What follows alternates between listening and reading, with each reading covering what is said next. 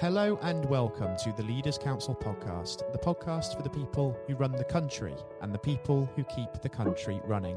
My name is Scott Challoner, and you join us on a cloudy autumn day here in the capital as once again we bring together a variety of distinct perspectives on leadership. First and foremost on today's programme, I'm delighted to be joined by Drayton Bird. Drayton is an internationally published author and owner of Drayton Bird Associates, a direct and online marketing agency and consultancy. Drayton, very warm welcome to yourself today, and thank you ever so much for taking the time to join us. My pleasure. It's a real pleasure to welcome you onto the airwaves as well. Normally, we would dive straight in with the subject of leadership and really bring that into focus. But just considering the ongoing COVID-19 situation, I feel it's appropriate that we start there. It has proven to be one of the most significant challenges of our time for leaders within all walks of life. But how has it affected you and your business interests? Well, my reaction throughout my life has always been blind panic, followed by thinking about it and then getting down to it. And I'm old, so I've lived through previous recessions or nothing like this. So I did panic blindly. And after I panicked blindly, I thought, well, what have I got to do? And I'm very keen on measurement. So I thought, well, everything seems to indicate that things are going to be 20% down. Yeah? So I thought, well, what do I have to do? I have to get 20% better. And in my business, I focus very much on communicating extremely frequently with a list of people and going on social media. And I really ratcheted up, if possible. I actually send out emails to my list, which is from all over the world, 7 days a week, which may astonish you, but it works. And it works because you never know when somebody is going to be interested. And the challenge is, are you able to send out things that are interesting? And I started looking much more at things like LinkedIn, which is now incredibly popular. And just putting out more stuff. I started working much harder. Which, considering I'm over 80, is quite a challenge. But I enjoy it. Yeah. And so I thought, well, I lived through a period in my 40s when I was actually lived under a false name for 7 years because I owed so much money to the Inland Revenue. And I thought, well, if I survived that, so I can probably survive this. When you sort of are so sort of drawn into the hectic world of running businesses, can it be quite difficult to just sort of switch off when you need to, even when you get to retirement age and you just sort of want to just keep going? I've never wanted to retire, and people say to me, "Why don't you retire?" I enjoy what I do a great deal. I'm busy writing 2 books at the moment, so I've no interest in retiring. And I've never understood golf. And, I love it. And thinking about sort of leadership, just on a little bit more of a broader sense, what was sort of the big inspiration and influence on you at an early age as you sort of ventured into your business career and thought that sort of going into business for yourself was going to be the way forward for you? Well, I was very fortunate. I built a business up in the early 80s, late 70s, earlier. And I sold it to Ogilvy and Mather, a very large advertising group, and became very friendly with David Ogilvy, who probably the best known advertising man in the world. And I learned a lot from watching him. And I learned a lot from interactions with him, actually. I remember he came into my office one day in Soho and he said, "What exactly do you do, Drayton?" He said, "You're not the chairman, you're not the managing director. You're not the creative director. What do you do?" I said, "I'm in charge of entertainment, David." He said, "What do you mean?" And I said, "Well, my job is to make sure that people come in early and leave late and enjoy the intervening period as much as possible. You can't do it yourself." So I think the key to leadership is to make people want to follow you and enjoy following you. Ogilvy was incredibly good at getting the most out of people And when he got a new office manager anywhere in the world, they were sent a set of Russian dolls. They call them a Trushka, I think, with 7 dolls, with a tiny one, big one at the outside and a tiny one in the middle. And when you got to the tiny one, David had left a note. It said, if we hire people who are smaller than ourselves, we'll end up a company of dwarves. If we hire people who are bigger than ourselves, we will end up as a company of giants. I spent a lot of time with Ogilvy and May because eventually I was the worldwide creative director of blah, blah, blah. So I used to go around the world looking for talented people.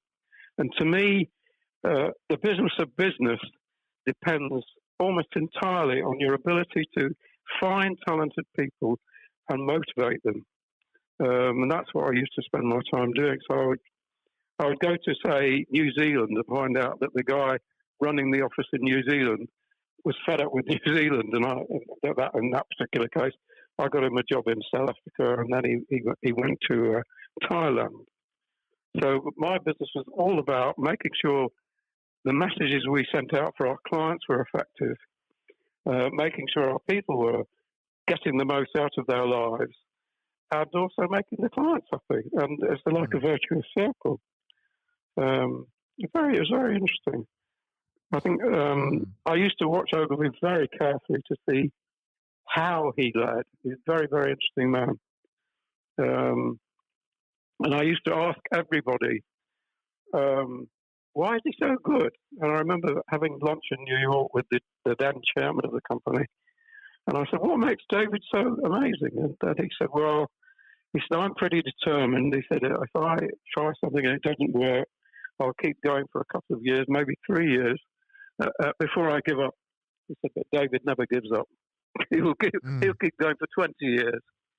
So I think determination is not only the key to leadership, but it's also the key to surviving something like this. I mean, it really isn't impossible for somebody who looks at their business carefully to say, okay, I need to get 20% better. How can I get 20% better? That's the other thing that people, I think, fail to do. They fail to set specific targets. We have to get 20% better. As the great authority said, that measurement is the secret of success. You know, if you can't measure it, you can't manage it. So I spend all my time measuring it, and I think anybody in a pickle now should measure every element within their business and say, can we make this 20% better? Can we answer the phone 20% faster? Can we be more helpful on the phone? Can we greet people more effectively? I had a niece, I still have a niece actually, who used to run the most successful body shop in the west coast of America. And she told me the secret of her success was very simple. She said, if one of my people didn't talk to somebody who came in within 30 seconds, they were in trouble. Yeah? So it's all about measurement. There's nothing. It's measurement, determination, and knowing what you're doing, and not giving up. Of course, that persistence, that perseverance is so important, particularly during a time such as this. And as somebody, of course, who specialised in, well, probably still specialised in seeking out talent that's out there, do you think that just the ability to be a leader within your profession is something that you are born with to an extent, or can you learn how to be good at what you do? Well, I think you can learn anything, can't you? I made some notes before this conversation, and I thought, who can I think of as being a great leader? And obviously, the person I thought of first was the chap I've been talking about, David Ogilvy. But I then, because I'm very interested in history, I looked at great soldiers, for instance, and I was curious about what they thought mattered. So when the Duke of Wellington was asked for the secret of his success, he said nothing about strategy or tactics. He just said attention to detail.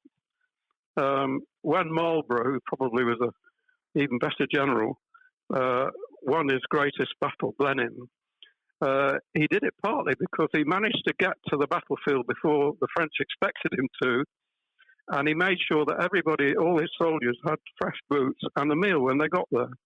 So very often, the things that matter are not big-sounding phrases and talk about strategy and this. They're incredibly simple things. And I think people underestimate that. They really do. If you've got a business, believe me, how fast you answer the phone makes a big difference. How fast you reply to an inquiry makes a big difference. How precise you are in guaranteeing that you will do what you do makes a big difference. How quickly you respond to complaints will make a big difference. All these things matter. And they're all things that people who talk vague waffle about leadership really don't talk about very much at all. Partly, I think, because a lot of the people who purport to teach leadership have never led anyone. The experience is a great teacher. There was as Daniel Defoe wrote, the mariner to sail with is he who has been shipwrecked. You've got to have suffered yourself to understand what matters and what doesn't matter to people. Absolutely. Experience is absolutely vital, and it's also that ability to sort of get onto an equal footing with people and be able to motivate them as well, isn't it? And sort of harness that kind of close-knit sort of feel, I suppose, because without relating to your team, you can't sort of really get the best out of them, can you? Absolutely not. I mean, I really did try when we built our business from nothing. We were all broke. And we sold the business, or I sold the business 7 years later for an awful lot of money. And it was mostly by making people happy and knowing what we were doing. And also, very, very important, we did something that nobody else did. Without boring you about the business of advertising and direct marketing, there are many, many ways in which you can speak to people. You can email them, you can run commercials, you can talk to them on the telephone, you can go and make speeches, you can write articles. We did the lot. Nobody else did the lot.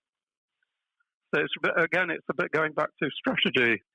You know, if you're the English speak the French at Crécy in 1215, or was it 1315, because they had the strongbow, and the French didn't.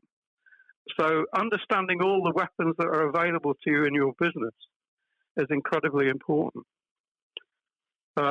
Incidentally, I remember somebody I used to work with years ago started a thing about business, which essentially was about motivating staff.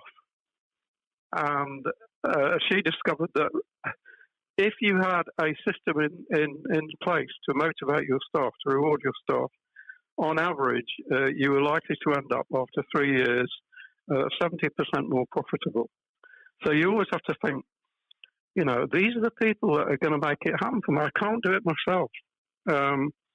I've got to make them. I used to think, I'm going to entertain them. I'm going to make them love me. I used to take them on crazy jaunts all over the country.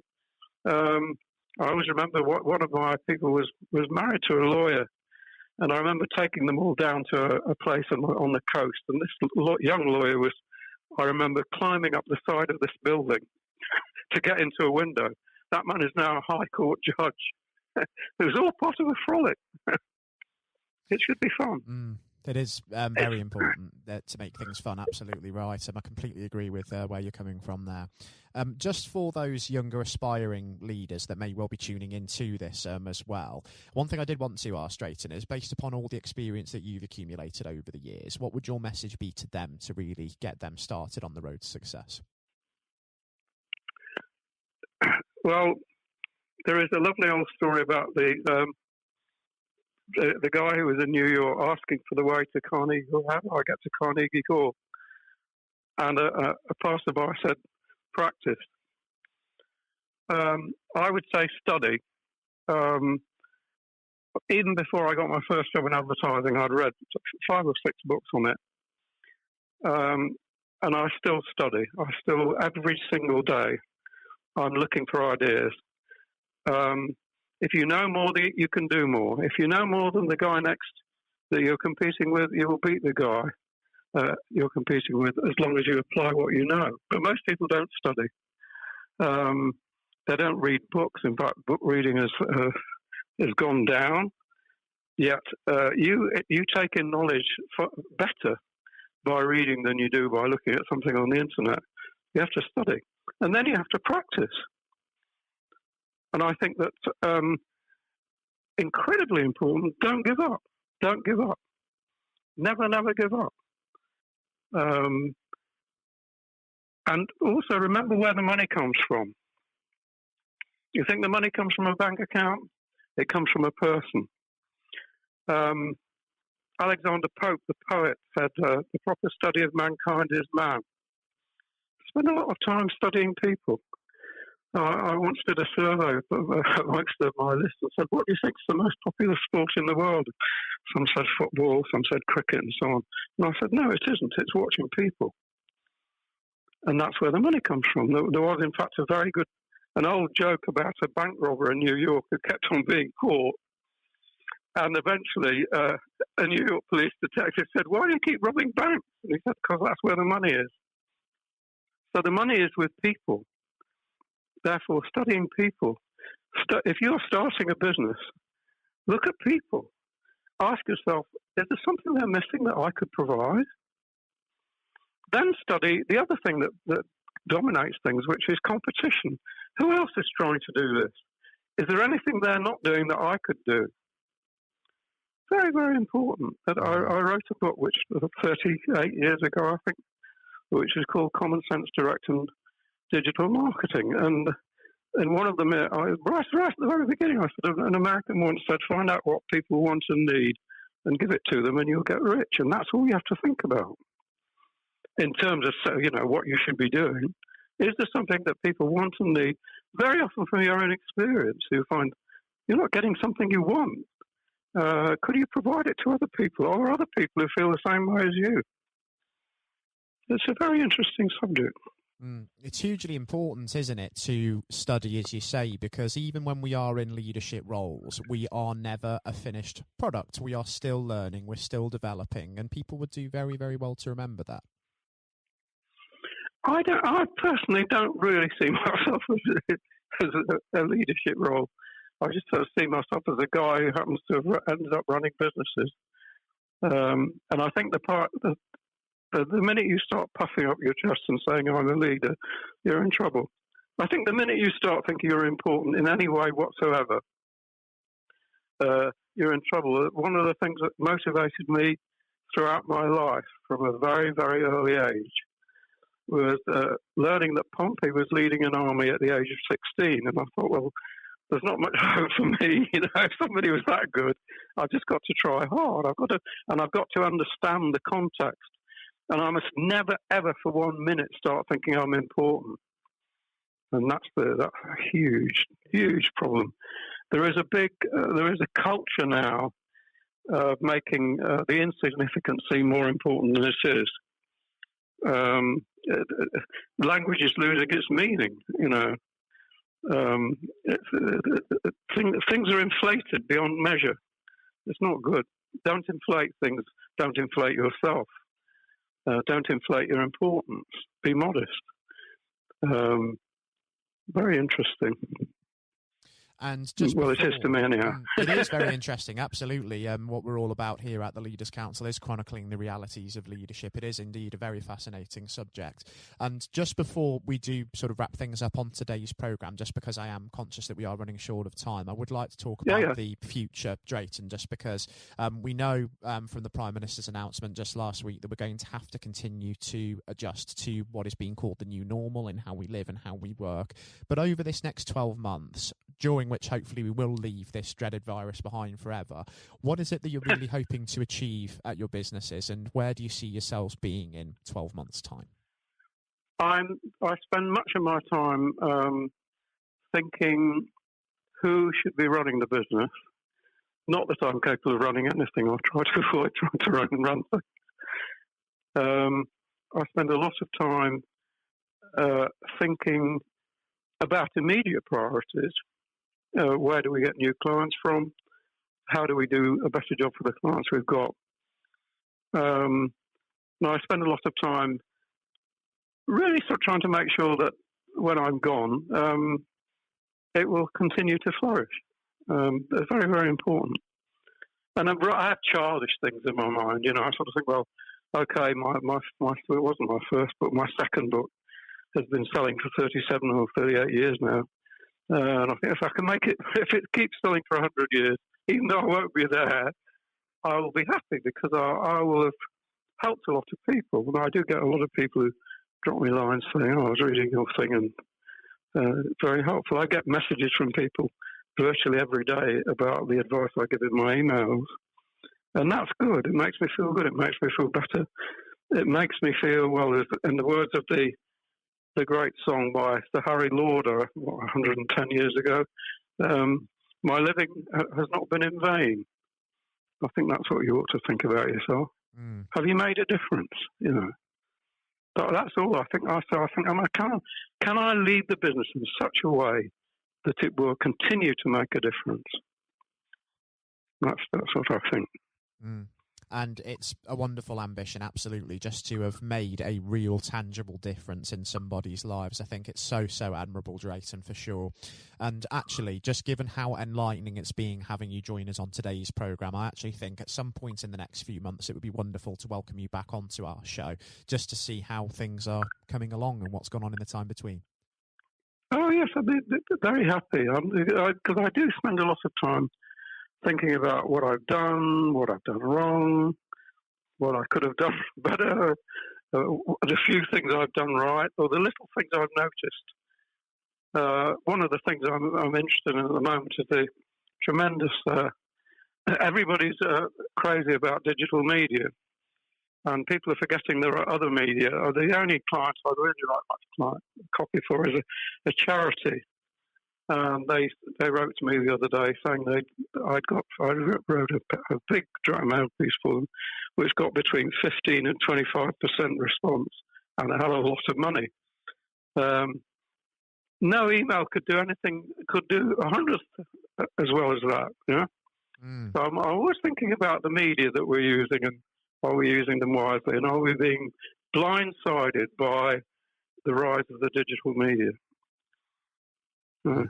It is incredibly important to think about, isn't it, for sure. Drayton, It's been absolutely wonderful welcoming you onto the show today to share your take on leadership. And in the meantime, until we do hopefully speak again, most importantly, please do take care and stay safe with everything still going on in the world as well, because there are still many different ways in which this could ultimately play out. Oh, yes. Thank you.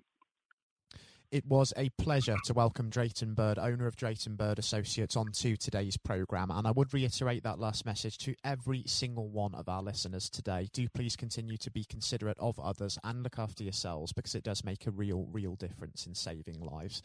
Coming up next on today's programme, we'll be handing over to Matthew O'Neill for his exclusive interview with former Education Secretary and incumbent Leaders' Council Chairman Lord Blunkett. Now, Lord Blunkett is a gentleman who enjoyed a distinguished political career despite being blind from birth, holding numerous senior positions in Tony Blair's cabinet during his time as Prime Minister, and serving as the MP for his Sheffield, Brightside and Hillsborough constituency for 28 years. He has been a member of Parliament's Upper House since August 2015. I do hope that you all enjoy listening, just as much as Matthew relished the opportunity to speak with him, and that is coming up next. Lord Blunkett, welcome. Thank you very much. It's very good to be with you. Well, of course, nothing is being said at the moment other than COVID-19, which we must touch on. What would your message be to small businesses who are trying to keep going? Well, I think the last ones standing will be the ones that thrive when we get back to some sort of normality. So it's have confidence and courage. Obviously take advantage as far as you can of the government help. I think that Rishi Sunak, the Chancellor, has gone about as far as you could have expected in the circumstances. There are obviously small businesses that fall between the cracks. Those who don't have defined premises can't benefit from the business rate waiver, have not really been able to demonstrate that they can adhere to the PAYE for furloughing staff, and of course whether they can receive the grant, 10,000 or 25,000. All of those who can are obviously able at least to benefit from that for the time being and look to the future. But I think the second thing to say, and they don't need me to tell them this as a politician who did once do a business studies qualification, which is that it will be a different world, and being able to think about how that world will look in a year's time and be creative about it and learn from not just what's happening to you at this moment in time, but to others around you and the sector that you're working in, that will be really important. Do you feel that the long-term effects of the COVID-19 outbreak will in some ways be positive for British industry? Well, only in the sense that people are having to be creative, they're having to adjust and innovate.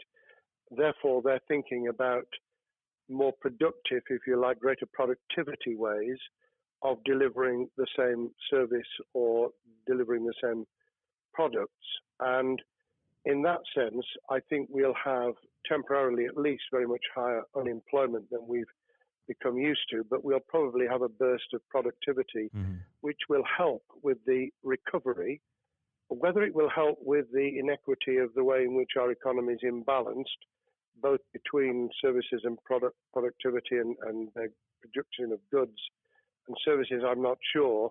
What we will need to try and do is to ensure that the geographic imbalance that exists is, as far as humanly possible, is dealt with by both the entrepreneurship and innovation from the bottom up and targeted government help, which will still be needed. And we are now in the throes of the kind of borrowing that we saw back in 2008 to save the banking and economic system. We're having to do that to save the whole of our productive business and commerce, and I think that will have to be sustained for some time. Do you feel that people will take a second look at global supply chains in the wake of this outbreak?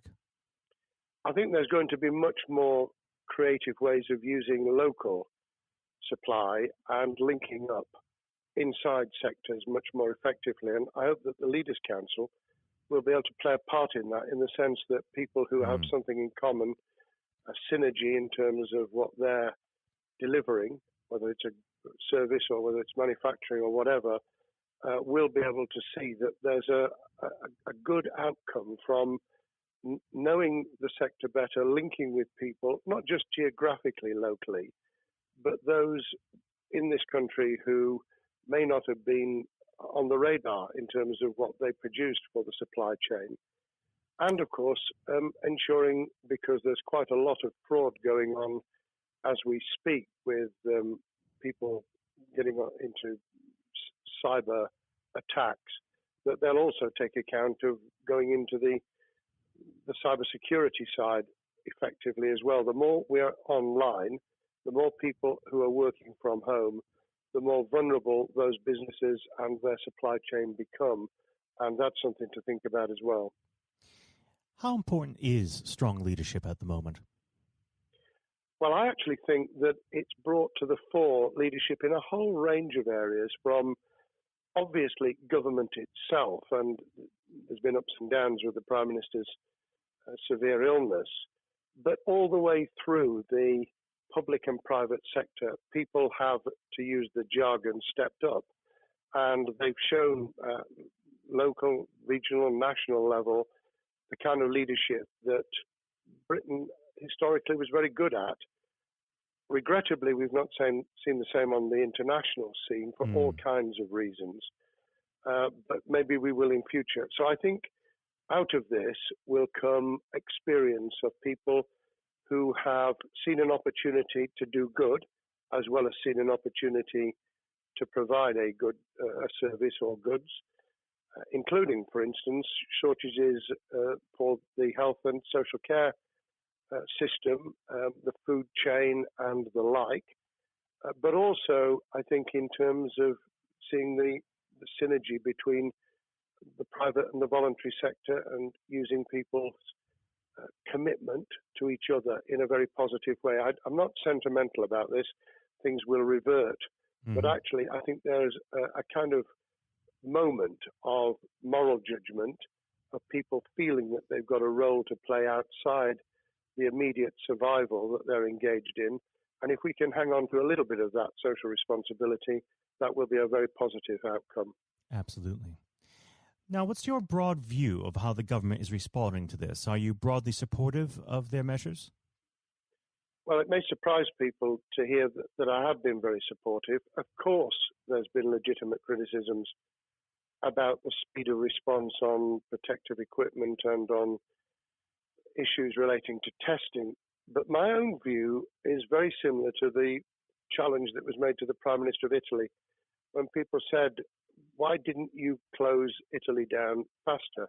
And he said, a fortnight before we did it, I would have been considered to be a madman and nobody would have agreed to do it if I'd tried to move too quickly. And I think that's something that we need to reflect on here in the UK. We may have seen the signals elsewhere across the world and taken them more seriously at the time. Hindsight is a wonderful thing, but as someone who's had his life in the opposite political party to the present government, I think that with some hiccups and mistakes, they've not done a bad job in what has been incredibly difficult circumstances. And you're absolutely right. In a liberal democracy that we live in, it's very difficult for people to swallow orders given to them from government.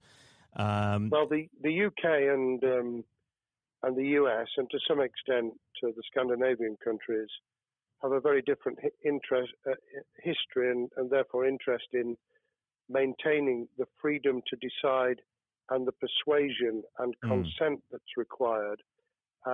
Those countries that have experienced one way or another totalitarianism over the last century have a slightly different way of coming at this.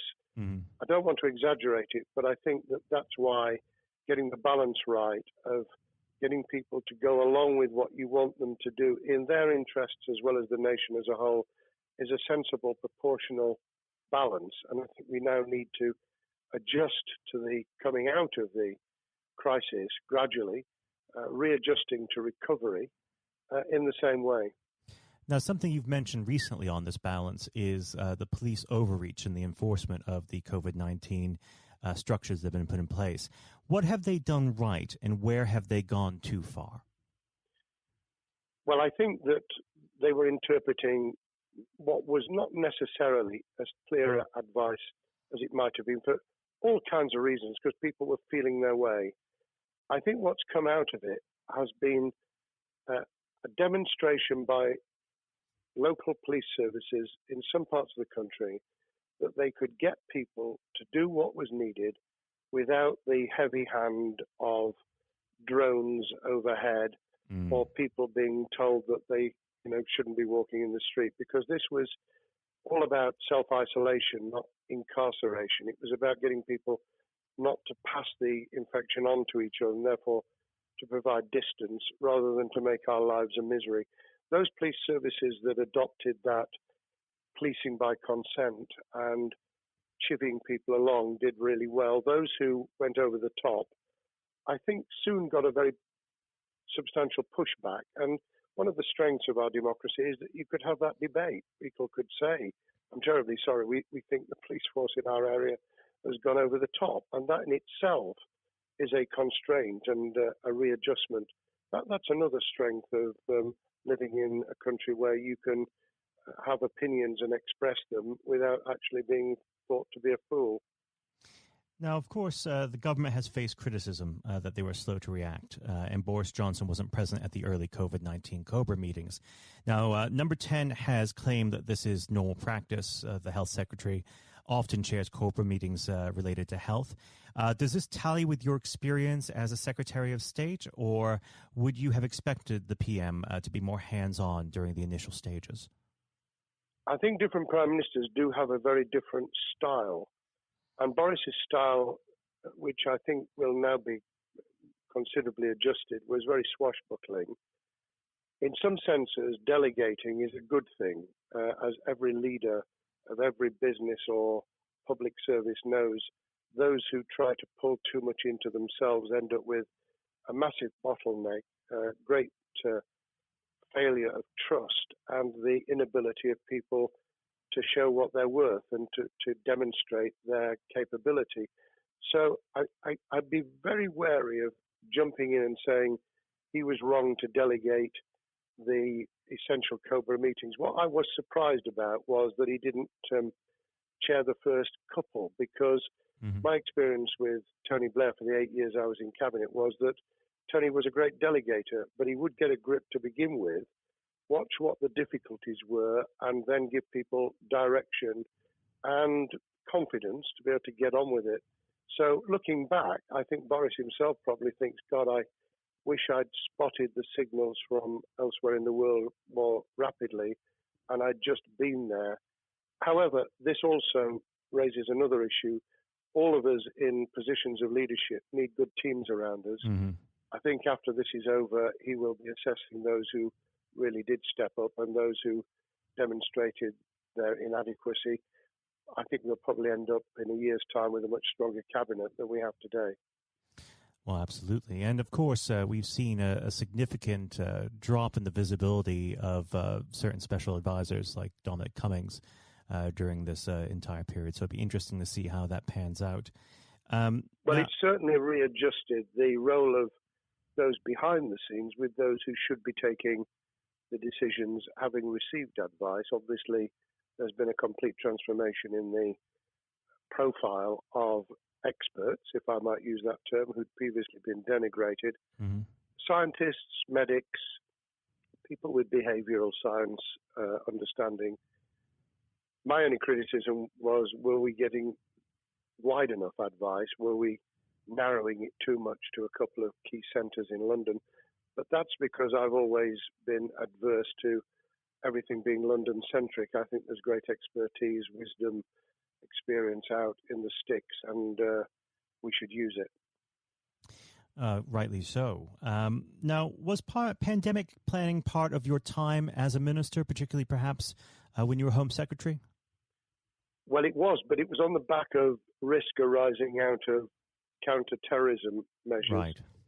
I was the Home Secretary for 3 months when the attack took place in September 2001 on the World Trade Center and beyond. We did an enormous amount of scenario planning, both desktop and real. On the back of that, it was very heavily orientated to future developing terrorism risk. I certainly got involved with talking about pandemics. I remember being at a seminar in Edinburgh where the university there had done a lot of work itself on the issue of pandemics. And of course, we saw SARS and other things emerging. I think people have criticised the government for not picking up the report from 2015, 5 years ago. I think that what happens is human nature kicks in. You deal with what you're immediately faced with. You can sponsor reports, and this is true of business planning, of course, as well, and scenario planning for what business continuity will look like, recovery plans for business, what will happen if there's a cyber attack, what happens if there's an energy shutdown. These kind of things you can look at, but you're immediately turning your eyes to what's in front of you. And had we picked up a bit more on the danger from Ebola and SARS and what have you in the past, then we might have said, what if something hits us in the developed nations that we don't have a vaccine for, that we can't immediately whisk up protective materials or equipment, or for that matter, medicines that help with recovery, all of which we now see are a danger. I think this will make an enormous difference to the planning for the years ahead. I hope it will be widened so that we don't just look at what's happened, because very rarely do you see something exactly repeat itself. Some of the circumstances will be, but others won't. So that's why I've put emphasis in what I talk about on looking at the other virus, the cyber attack scenario, which could be just as dangerous in a world of just-in-time provision. One of the miracles of the modern developed world, except for the very poor, has been the distribution of food. A lot of it on computerized, technologically advanced systems. If that were to come down, we'd be in real trouble. So I think we need to think those sort of scenarios as well. So have a full plan across both sectors, biological warfare, pandemics, and cyber warfare. Yes, and to do so on different levels. I think again, thinking global but acting local, we need a lot more to think about what would happen if something took shape that actually broke down those national and global chains and how we would cope.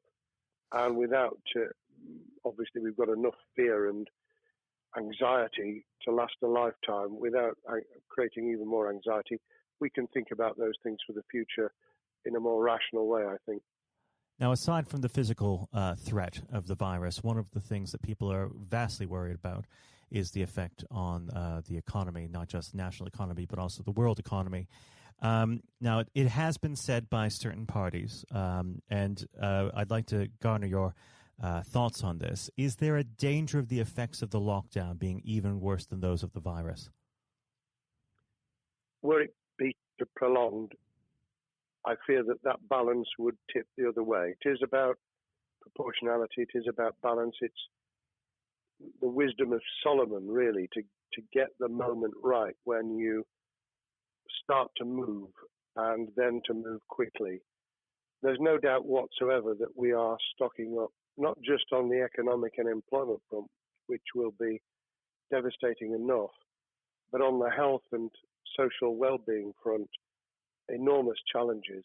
And they will need careful handling because there's a lot of people whose lives, for a variety of reasons, are at risk in the future on a scale that we've been dealing with over the immediate handling of the pandemic, concentrating really hard on those affected by COVID-19, those sadly who have died or been seriously incapacitated.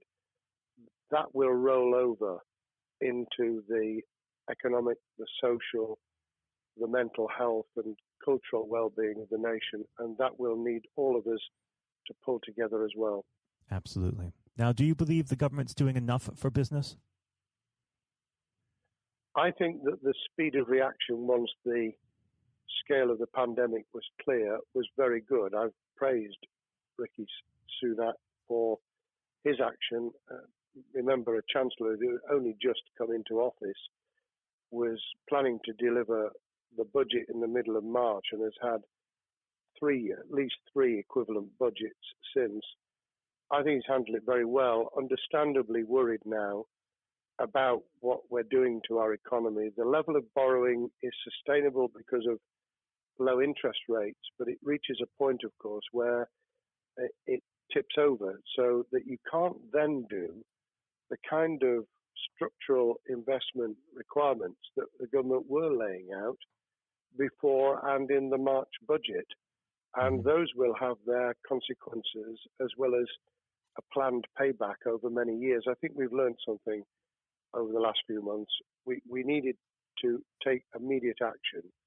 We don't want another round of austerity equivalent from 2010 through to 2019. I don't think the nation, on the back of what's happened and the challenges we have, could take that.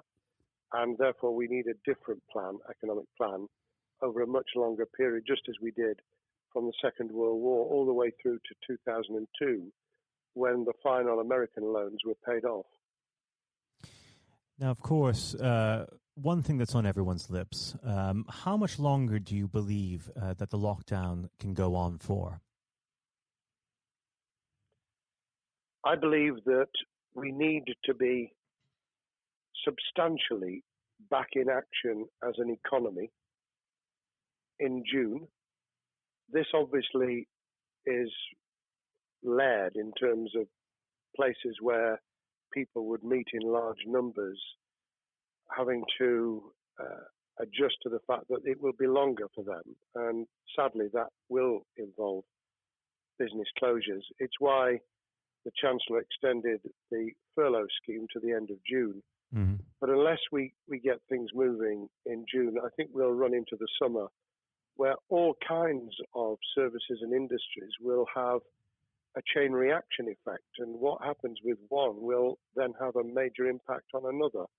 And then you get the skittle effect where things get knocked down that you hadn't perceived were going to be affected. So I very much, if I were in government, and I always think of things in that context, what would I do if I were in government? I would be on the side from the second week in May, on the side of the hawks in terms of saying we've got to start moving, and we've got to do so with the collaboration and cooperation of the public, who have got the message, who did behave, who responded magnificently. Let's try and get back, perhaps, doing things differently for a time, but substantially getting back to business as usual. And unless we do that, then those areas that can't and wouldn't expect to be back in action immediately get pushed further into the middle of the year and the autumn, and then they become unsustainable. Now, of course, one of the other major developments we've had recently are the changes in the Labour Party. So if we could just speak on the Labour Party for a while. This might sound like an obvious question, but how does Sir Keir differ from Mr. Corbyn? Well, I'm biased because I believe the Labour Party has come out of 4.5 years of a black hole of a nightmare, where it neither represented a credible opposition nor an electable government, and the combination was to let those who supported the Labour Party and needed some of its policies let them down very badly. Sir Keir Starmer both is a highly intelligent, professional lawyer who, as Director of Public Prosecutions, led the service well, had to take difficult decisions at a time of austerity, understands the world beyond Labour members, but has been able to do business with those who originally supported Jeremy Corbyn and was able to command support from them. His creation of a balanced shadow ministerial team has been very encouraging. I supported Lisa Nandy, who he's made Shadow Foreign Secretary, because I thought she understood the north of England and the disaffected former Labour voters. But I believe that Sir Keir has taken on board those who have something really sensible to offer, and I believe he will be both a great leader of the opposition.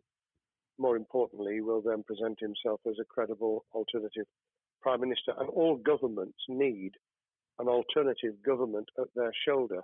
It was true of us from 97, and it took the Conservatives some time to recover and to get to that position, but they did, and the Labour Party will, and that's crucial for our democracy. All of us need to understand and appreciate that a living, breathing, functioning democracy requires a credible, confident, and in many ways supportable opposition, as well as a government that we clearly want to do well, because none of us want, as we didn't with the COVID crisis, none of us want the government to fail.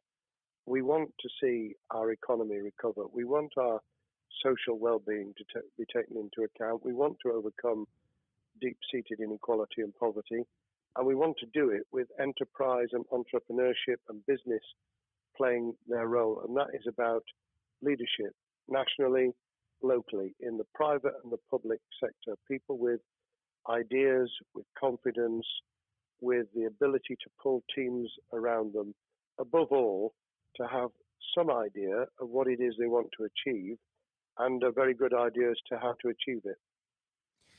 Now, of course, one of the biggest problems Sir Keir is facing will be tackling the party's anti-Semitism problem. There has been a recent internal report that has been quite damning.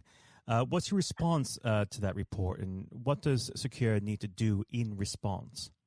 Well, there are two reports. One which is being produced by the Equality and Human Rights Commission, which he will, and has already indicated, will implement in full. The second was a leaked report put together by the supporters of Jeremy Corbyn, 800 pages of private interchanges on social media, which he has, Keir Starmer, set up an investigation to identify who did it, who leaked it, what the content was, does it have any salience and lessons for us, and where necessary, action will be taken. So I hope that as he moved very quickly to reassure the Jewish community, so he will be able to take the necessary steps to back up that reassurance with the kind of actions that says that this was a blight on a historic, great political party that all of us were ashamed of. We've been able to put that behind us and to move on to facing the future with confidence. What's the one key thing that Sakir needs to do to restore Labour as an election-winning party?